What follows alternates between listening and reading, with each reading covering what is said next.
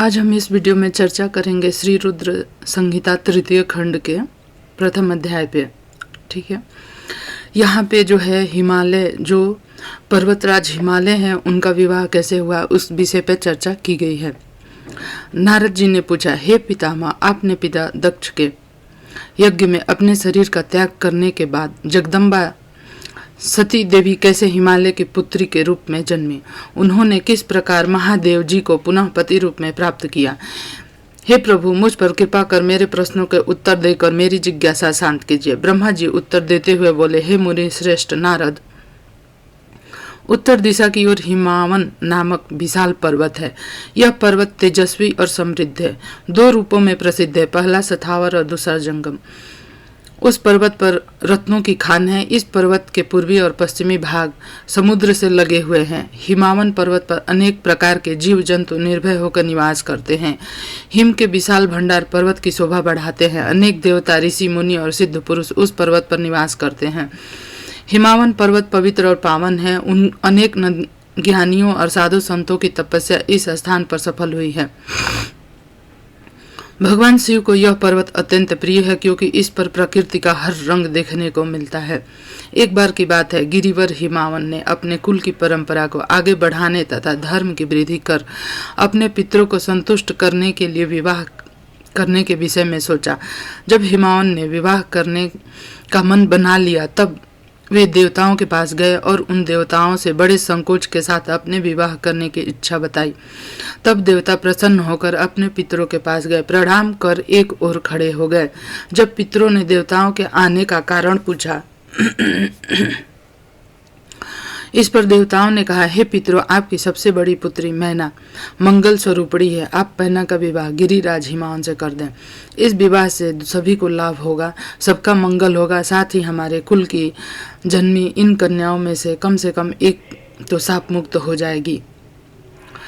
तब पितरों ने थोड़ा विचार करके इस विवाह पर भी स्वीकृति दी। पितरों ने प्रसन्नता पूर्वक बहुत बड़ा उत्सव रचाया। अपनी पुत्री मैना के साथ हिमावन का विवाह कर दिया। विवाह उत्सव में श्री हरि विष्णु सभी देवता सम्मिलित हुए। विवाह उपरांत सभी देवता प्रसन्नता पूर्वक अपने अपने लोक को चले गए। अपने अपने लोक को चले गए। हिमावन भी मैना के साथ अपने लोक को प्रस्थान कर गए। नारद जी बोले, दूसरा अध्याय पूर्व कथा। हे पितामह, अब आप मैना की उत्पत्ति के बारे में बताइए, साथ ही कन्याओं को दिए शाप के बारे में मुझे बताकर मेरी शंका का समाधान कीजिए। नारद जी के ये प्रश्न सुनकर ब्रह्मा जी मुस्कुराए, बोले, हे नारद, मेरे पुत्र दक्ष की 60,000 पुत्रियां हैं, जिनका विवाह कश्यप आदि महर्षियों से हुआ। उनका नाम स्वधा नाम वाली कन्या का विवाह पितरों के साथ हुआ। उनकी 3 पुत्रियां हैं। वे बड़ी सौभाग्यशाली और साक्षात धर्म की मूर्ति थी। उनमें पहली कन्या का नाम था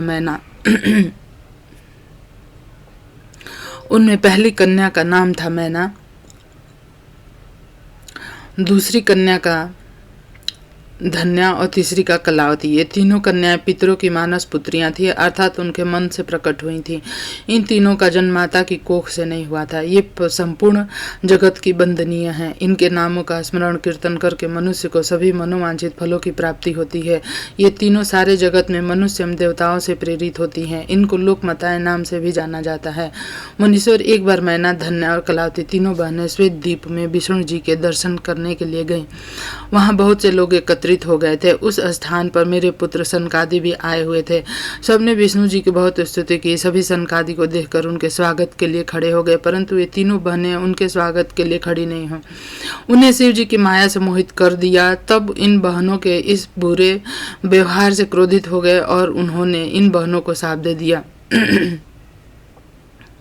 उन्हें शिव जी की माया से मोहित कर दिया था। तब इस बहनों ने पूरे व्यवहार से वे क्रोधित हो गए और उन्होंने इन बहनों को शाप दे दिया। सनकादि मुनि बोले कि तुम तीनों बहनों ने अभिमानवश खड़े होकर मेरा अभिवादन नहीं किया, इसलिए तुम सदैव स्वर्ग से दूर हो जाओगी और मनुष्य के रूप में पृथ्वी पर रहोगी। तुम तीनों मनुष्य की ही स्त्रियां बनोगी। तीनों साध्वी बहनों ने चकित होकर ऋषि का वचन सुना। तब अपनी भूल स्वीकार करके वे तीनों सिर झुकाकर सनकादि मुनियों के चरणों में गिर पड़ी। उनकी अनेक प्रकार से स्तुति करने लगी। उन्होंने अनेक प्रकार से क्षमा याचना की। तीनों कन्याएं मुनीश्वर को प्रसन्न करने हेतु उनकी प्रार्थना करने लगी। वे बोली कि हम मूर्ख हैं जो हमने आपको प्रणाम नहीं किया।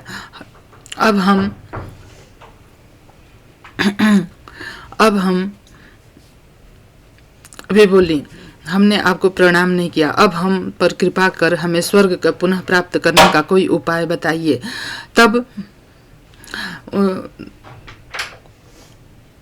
तब सनकादि मुनि बोले, हे पितरों की कन्या, हिमालय पर्वत हिम का आधार है। तुम में सबसे बड़ी मैना हिमालय की पत्नी होगी।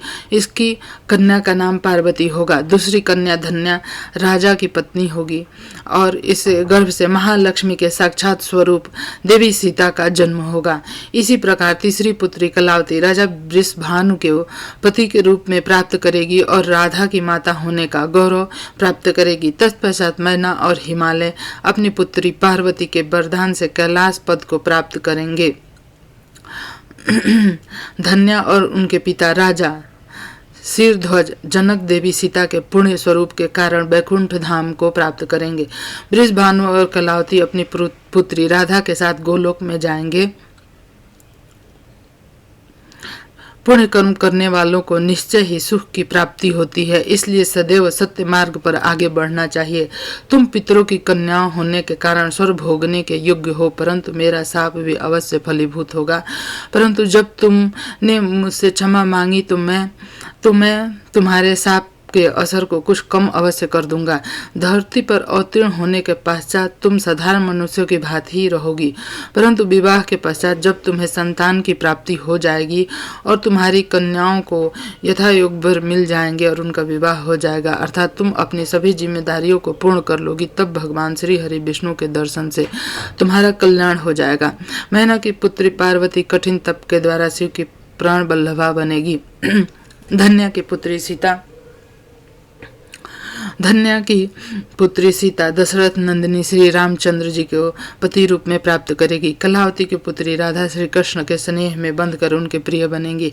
यह कहकर मुनि सनकादि वहां से अंतर ध्यान हो गए। तत्पश्चात पितरों की तीनों कन्याएं शाप से मुक्त होकर अपने धाम को चली गईं।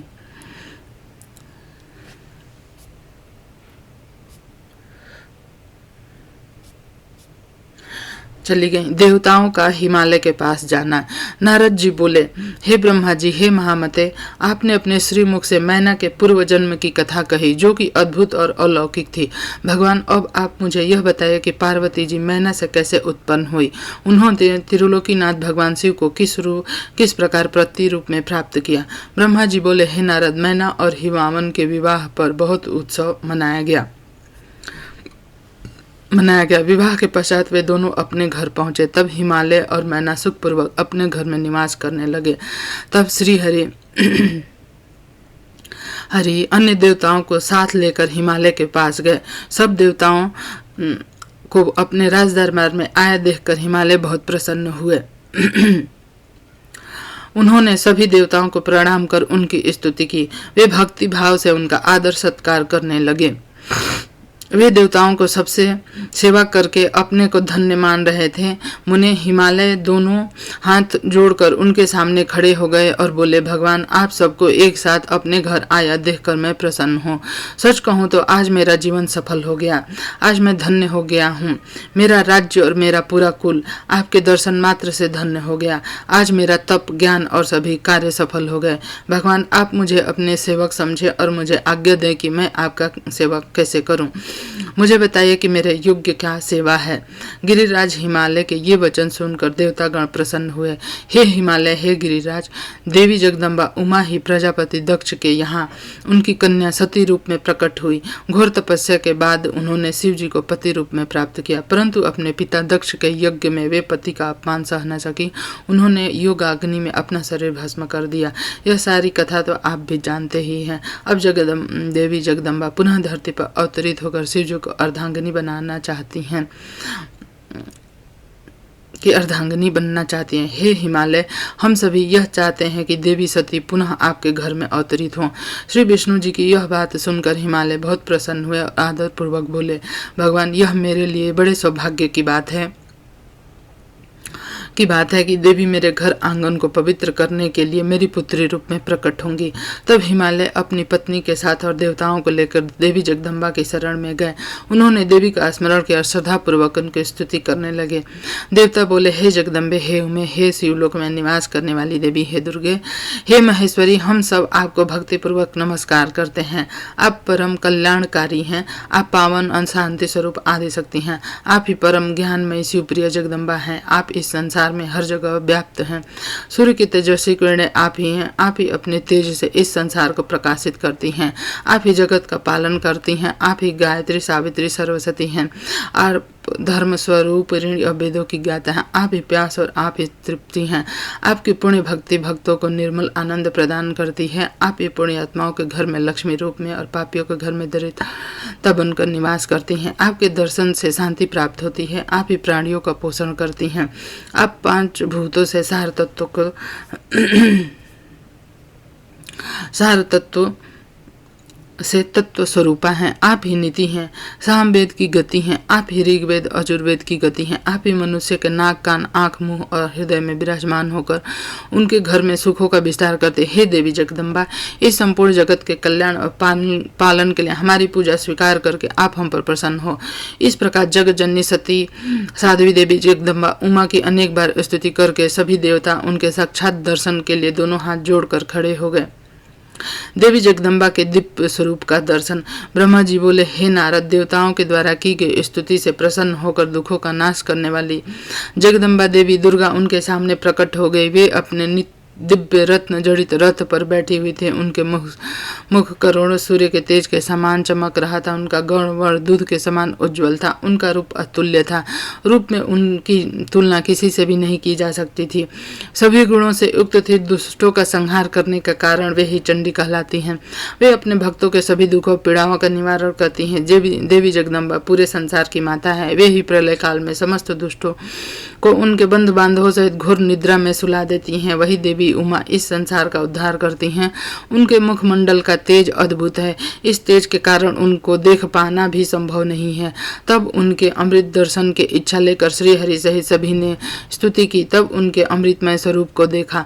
उनके अद्भुत स्वरूप के दर्शन से सभी देवता आनंदित होकर बोले, हे महादेवी, हे जगदम्बा, हम आपके दास हैं। आपकी शरण में हम बहुत आशा से आए हैं। कृपा करके हमारे आने के उद्देश्य को समझकर हमारे मनोरथों को पूर्ण कीजिए। हे देवी, पहले आप प्रजापति दक्ष की कन्या के रूप में प्रकट होकर रुद्रदेव की पत्नी बनी। ब्रह्मा जी और अन्य देवताओं के दुखों को दूर किया। अपने पिता के यज्ञ में अपने पति का अपमान देखकर स्वेच्छा से आपने शरीर त्याग कर दिया। इससे रुद्रदेव बड़े दुखी हुए। वे अत्यंत शोकाकुल हो गए। साथ ही आपके यहाँ चले जाने से देवताओं की जो इच्छा थी वह भी अधूरी रह गई। यह जगदम्बिके, आप पृथ्वी लोक पर पुनः अवतरित होकर तार लेकर रुद्रदेव को पति रूप में पाइए ताकि इस लोक का कल्याण हो सके और सनत कुमार मुनि का कथन भी पूर्ण हो सके। हे भगवती, आप हम सभी पर ऐसी कृपा करें ताकि हम सभी प्रसन्न हो जाएं और महादेव जी भी पुनः सुखी हो जाएं, क्योंकि आप से वियोग होने के कारण वे अत्यंत दुखी हैं। कृपा करके हमारे सभी कष्टों और दुखों को दूर करें।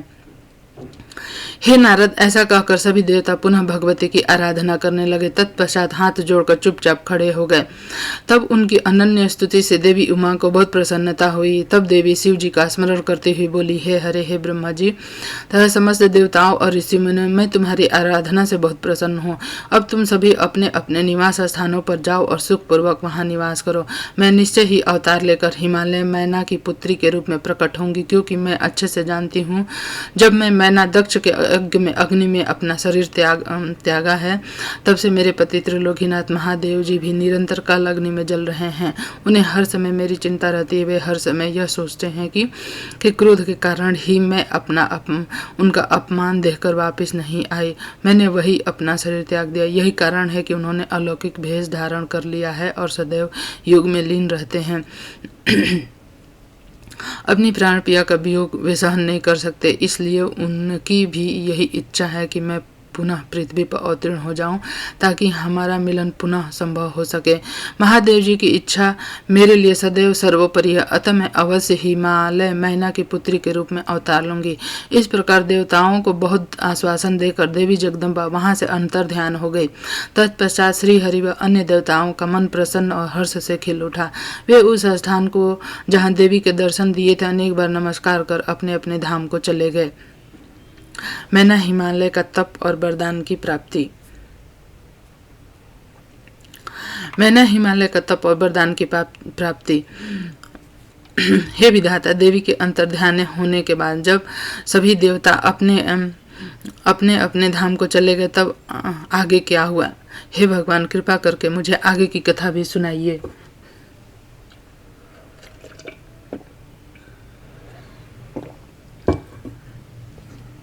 हे मुनि श्रेष्ठ नारद, जब देवी जगदम्बा वहां सभी देवता और हिमालय को आश्वासन देकर अपने लोक को चली गई, तब श्री हरि विष्णु ने मैना और हिमालय को देवी जगदम्बा को के लिए कहा। साथ ही देवी का भक्तिपूर्ण चिंतन करने और उनकी भक्ति भाव से तपस्या करने का उपदेश देकर सभी देवता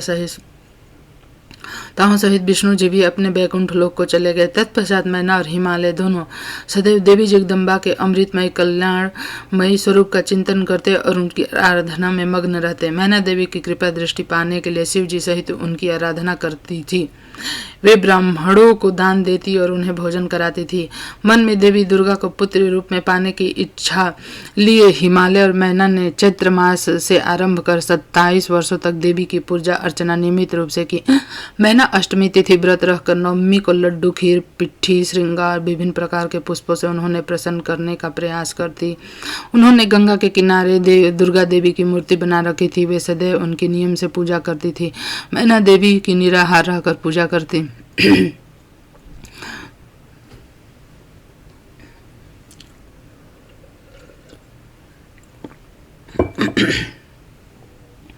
कभी जल पीकर कभी हवा से ही व्रत को पूरा करती। 27 वर्षों तक नियम पूर्वक भक्ति भावना से जगदम्बा दुर्गा की आराधना करने के पश्चात वे प्रसन्न हो गए। तब देवी जगदम्बा ने मैना और हिमालय को अपने साक्षात दर्शन दिए। देवी जगदम्बा बोली, हे गिरिराज हिमालय और महारानी मैना, मैं तुम दोनों की तपस्या से बहुत प्रसन्न हूँ, इसलिए जो तुम्हारी इच्छा हो वरदान मांग सकते हो। हे हिमालय प्रिय मैना, तुम्हारी तपस्या व्रत से मुझे बहुत प्रसन्नता हुई, इसलिए मैं तुम्हें मनोवांछित फल प्रदान करूंगी। सो जो इच्छा हो कहो। तब मैना ने देवी दुर्गा को भक्तिभाव से प्रणाम करके बोली, देवी जगदम्बिका, आपके प्रत्यक्ष दर्शन करके मैं धन्य हो गई। हे देवी, मैं आपके स्वरूप को प्रणाम करते हैं, माते हम पर प्रसन्न हुई है। मैना के वचनों को सुनकर देवी दुर्गा को बहुत संतोष हुआ। उन्होंने मैना को गले से लगा लिया। देवी के गले लगते ही मैना को ज्ञान की प्राप्ति हो गई।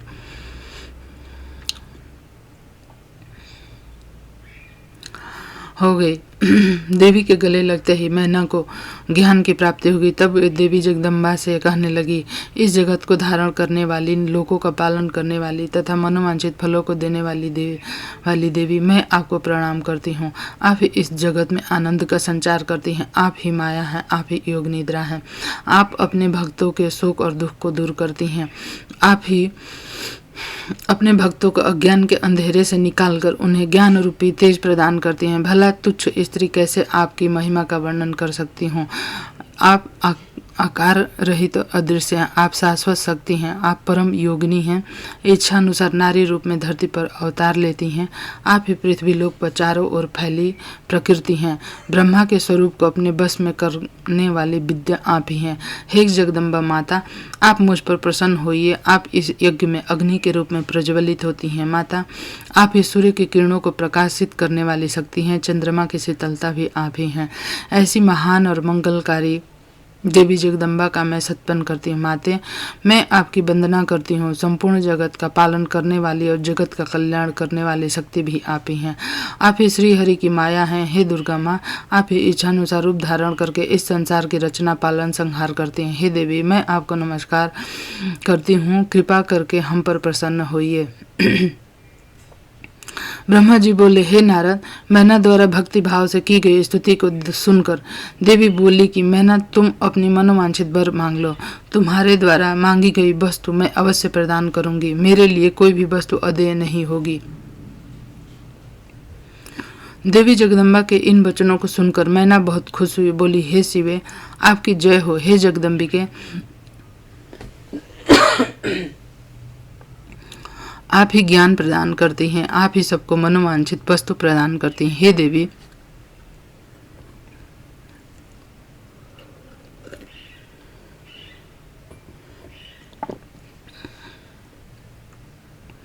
मैं आपसे वरदान मांगती हूँ। हे माते, आप मुझे 100 पुत्र प्रदान करें जो बलशाली और पराक्रमी हो, जिनकी आयु लंबी हो। तत्पश्चात मेरी एक पुत्री हो जो साक्षात आपका ही रूप हो। हे देवी,